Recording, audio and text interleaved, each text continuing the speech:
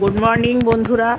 এখন আমি একটু বাইরে যাচ্ছি বলতে একটু সুকান্তপল্লীর বাড়ি, পুরনো বাড়ি যাচ্ছি। তো আমি এখন নিচে নেমে গেছি। আজ রবিবার আর সকাল এখন 10টা বাজে। আর বৃষ্টি পড়ছে, খুব জোরে বৃষ্টি পড়েনি, তবে মোটামুটি বৃষ্টি পড়ছে।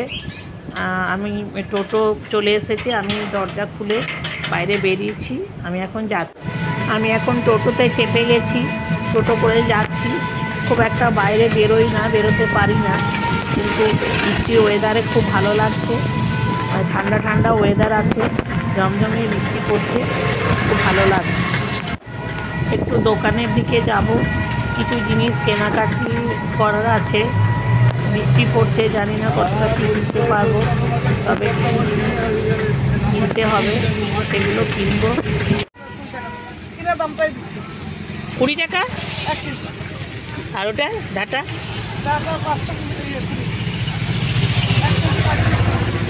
দাও, এটা 1 কেজি দাও।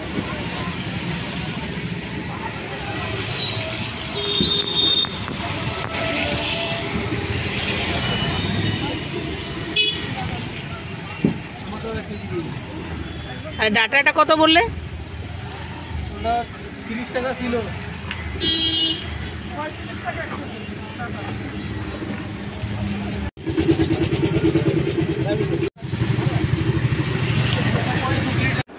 রান্নাঘরে এসে দেখি সন্ধ্যা মাসি রান্না শুরু করে দিয়েছে।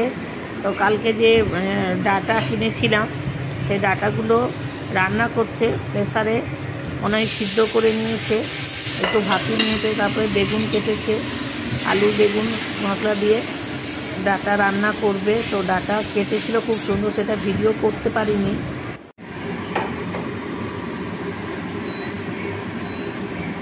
মাসি ডাটা রান্না করলে কিভাবে প্রথম থেকে করলে বলো? ডাটাটা পরিষ্কার করে কেটে নিলাম, কেটে আলু কাটলাম, বেগুন কাটলাম, হ্যাঁ কেটে ডাটাটাকে আলু দিয়ে ভাপিয়ে দিলাম। আমি সিদ্ধ করলাম না, সিটে ফেলে দিলাম, ভাপিয়ে দিয়ে জলটাকে ফেলে দিলাম। ফেলে দিয়ে এবার আলু বেগুন সমস্ত দিয়ে আদা জিরে দিয়েও হয়, আবার সর্ষে বাটা দিয়েও হয়। তুমি কি দিয়ে করলে? ধনে জিরে দিয়ে করলাম, আদা বাটা দিয়ে। হ্যাঁ এইভাবে মশলা দিলাম। আচ্ছা, সবজি মশলা দিলাম, নুন দিলাম, হলুদ দিলাম। ডাটাটাকে সিদ্ধ করে নিয়েছি একটু হালকা। হ্যাঁ হালকা, খুব ভালো হবে খেতে। ডাটা নিয়ে এলাম, ডাটাটা তুমি এত সুন্দরভাবে কাটলে, কিন্তু আমি ভিডিও করতে ভুলে গেছি, বাড়িতে লোকজন এসেছিল তাই ভুলে গেছি, কিন্তু খুব সুন্দর রান্না হবে। মাসি কুমড়ো ডাটা রান্না করলো বেগুন দিয়ে,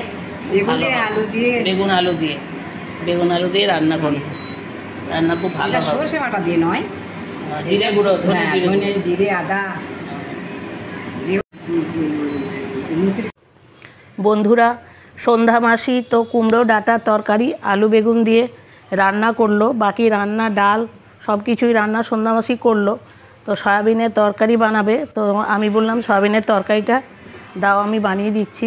তো আমি সয়াবিনের তরকারি নিরামিষই বানাবো, কারণ শাশুড়ি মা নিরামিষই ভালোবাসেন আর নিরামিষ খান। তো আমি সয়াবিনের তরকারির জন্য এখানে কড়াইয়ে গরম জল বসিয়ে দিয়েছি। গরম জল কিন্তু সয়াবিনগুলো দিয়ে দিলাম। 5 মিনিটে একটু কম আছে, এটা ফুটে উঠেছে। 5 মিনিট সেদ্ধ হোক, এটা একটু 5 মিনিট সেদ্ধর পর আমি এগুলো নামিয়ে দেবো, কারণ নরম সয়াবিন খেতে ভালোবাসেন উনি, তাই। এবার আমি নামিয়ে দিয়েছি সয়াবিনটা, একটা ডেকচিতে রেখে দিয়েছি। এইদিকে আমি কড়াই বসিয়ে দিয়েছি। কড়াইয়ে পরিমাণ মতন সর্ষের তেলেই রান্না করব। কড়াইয়ে পরিমাণ মতন সর্ষের তেল দিয়ে দিলাম। সর্ষের তেলটা একটু আসুক, তারপরে আমি এই কেটে রাখা আলু কেটে রেখেছি, সেই আলুটা আমি দিয়ে দিলাম। আলুটা বেশ ভালো করে লালভাবে ভেজে নিতে হবে। তো এখানে আমি আলুটা খুব ভালোভাবে ভেজে নিচ্ছি। একটু আস্তে গ্যাসের ফ্লেম মিডিয়াম দিয়ে আমি আলুটা ভালো করে ভেজে নিচ্ছি। তো এবার আমি আলুতে একটু নুন দিয়ে দেবো। নুন দিয়ে দিলে তাড়াতাড়ি একটু ভাজা হয়ে যাবে।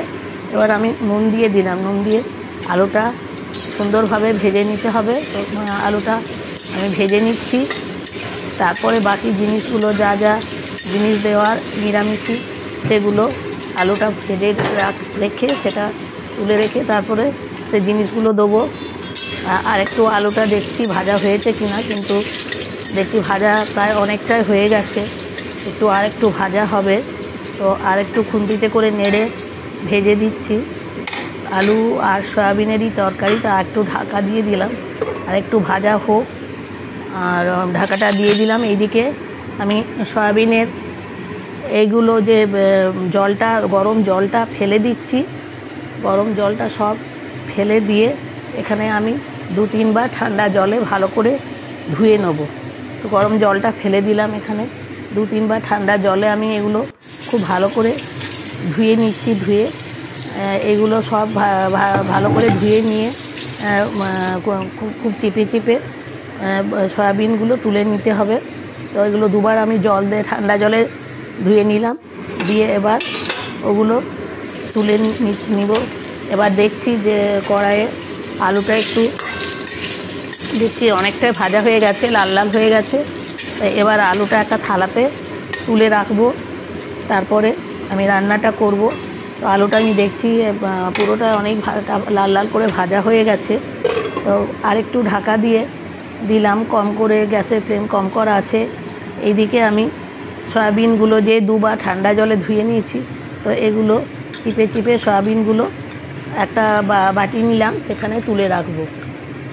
সব পুরো জল ঝরিয়ে চিপে চিপে বাটিতে এগুলো তুলে রাখলে তাহলে রান্নাটা এটা কষা, আলুর সাথে কষা ভালো হবে। জলটাও না থাকলে ভালো, সেদ্ধ মোটামুটি অনেকটাই হয়ে গেছে। তো এগুলো আমি সব একটা বাটিতে সব সয়াবিনগুলোই তুলে রাখছি। তো এই সয়াবিনগুলো সব তুলে রাখলাম এখানে। এবার আমি আলুটা দেখি, আলুটা তো অনেকটাই ভাজা হয়ে গেছে। এবার আলুটা এবার একটু খুন্তি করে নেড়ে এবার আলুটা নামিয়ে দেবো, কারণ আলুটা লাল লাল অনেকটাই ভাজা হয়ে গেছে। এবার একটা প্লেটে আমি আলুগুলো তুলে রেখে দিচ্ছি। আলুটা আমি একটা প্লেটে তুলে রাখলাম। এবারে নিরামিষভাবেই রান্না হবে, সাধারণভাবেই রান্না করব। তো কড়াইয়ে তেল অনেকটাই আছে। তেলে আমি 2টো তেজপাতা ছিঁড়ে দিলাম, তেজপাতা, শুকনো লঙ্কা আর লবঙ্গ ও দারচিনি 1 টুকরো আর গোটা জিরে, এগুলো ফোড়ন দিলাম। গোটা জিরে এইসব ফোড়ন দিয়ে এগুলো একসাথে মিশিয়ে নিয়ে ভেজে নিচ্ছি। এগুলো ভাজা হয়ে গেলে তারপরে আদা বাটা, জিরে গুঁড়ো এগুলো দিয়েই রান্না করব, নর্মালভাবেই রান্না করব। টমেটো বাটা, টমেটো মিক্সিতে বেটে নিয়েছি, কাঁচা লঙ্কা, তো জিরেটাও দিয়ে দিলাম, গোটা জিরে সব এগুলো একসাথে ভেজে নিচ্ছি। একসাথে ভালোভাবে ভেজে নিয়ে তারপরে আমি যে আদা বাটা আছে, আদা বেটে রেখেছি, আদা বাটাটা দিয়ে দেবো। এখানে আদা বাটা দিয়ে দিলাম। আদা বাটা দিয়ে তো নিরামিষ রান্নায় হিং ব্যবহার করব। এখানে হিং তো এমনিতে আমার শাশুড়ি মা হিং দিয়ে নিরামিষ খান, উনি হিং দিয়ে রান্না ভালোবাসেন, তো হিং দিয়েই রান্না করব। হিঙের খুব গন্ধটা ভালো লাগে। অনেকে খেতে চায় না, কিন্তু আমার শাশুড়িমা খেতে ভালোবাসে, তাই শাশুড়িমার জন্য হিং দিয়ে দিলাম।